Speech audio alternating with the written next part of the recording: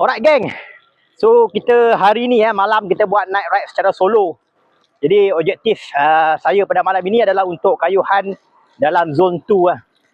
Kita training buat kayuhan zone 2. Jadi senang saja apa itu zone 2, nanti saya akan buat satu video khas untuk menerangkan apa itu zone 2 dan apa kepentingan zone 2 untuk kayuhan jarak jauh. Jadi secara asasnya untuk zone 2 ni, okey, saya hanya perlukan gadget, okey, kita punya meter dan juga heart rate sensor lah.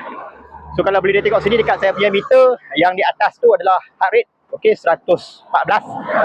Okey, jadi untuk pastikan saya berada dalam zone 2 senang saja sebab apa, dia dah set, automatic set kita punya umur apa semua. Jadi saya kena pastikan kayuhan saya berada dalam zone 2 iaitu color berwarna hijau. So meter ni menunjukkan color warna hijau. Ataupun saya punya max untuk zone 2 adalah 125 minit.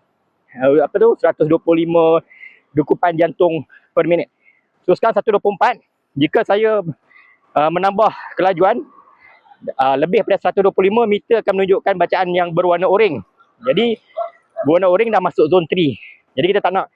Untuk kayuhan zone 2 hari ni saya nak maintain dekat apa tu, zone 2 iaitu color berwarna hijau sahaja. Okey, jadi senang. Untuk training zone 2 ni saya tak perlukan speed, saya cuma perlukan heart rate. Okay, heart rate kita akan bagi maintain berada di zone 2 sahaja. Alright, kita turunkan balik. So macam tu senang. Ada meter, ada heart rate sensor. Kita boleh buat kayuhan zone 2. Alright, so hari ni kita buat 50 km. Buat Pasir Kudang Big Loop. Alright, 50 km. Okay, cantik. Let's go.